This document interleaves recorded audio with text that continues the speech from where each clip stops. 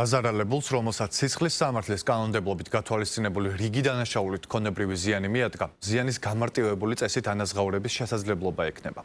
ქართული ოცნების ავტორობით მომზადებული შესაბამისი საკანონმდებლო პაკეტი პარლამენტმა მესამე მოსმენით დაამტკიცა.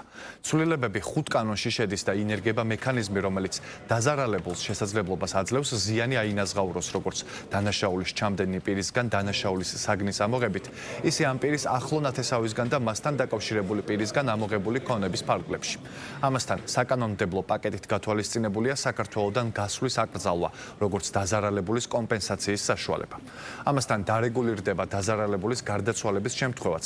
ასეთ დროს განაჩენის საფუძველზე დადგენილი ქონებრივი ზიანის გამარტივებული წარმოებით ანაზღაურების უფლება გარდაცვლილის მემკვიდრეებზე ან უფლება მონაცვლე პირზე გადავა.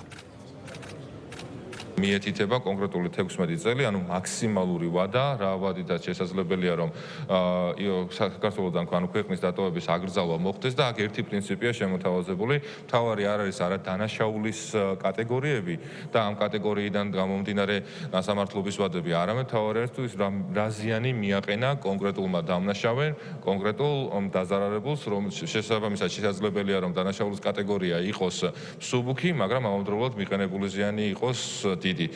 ამიტომ ზიანის ოდენობიდან გამომდინარე მითითებული არის მაქსიმალური ვადა 16 წელი, მაგრამ ისევ და ისევ თუ დაზარალებული უარი სიტყვის კომპენსაციის მიღებაზე, თუ მაგალითად დამზარალებელი დამნაშავე ზიანს აანაზღაურებს, რა თქმა უნდა, ამ ვადაზე ადრე იქნება მოხსნილი უზრუნველყოფის ღონისძიება საზღვრის კვეთის აკრძალვასთან დაკავშირებით.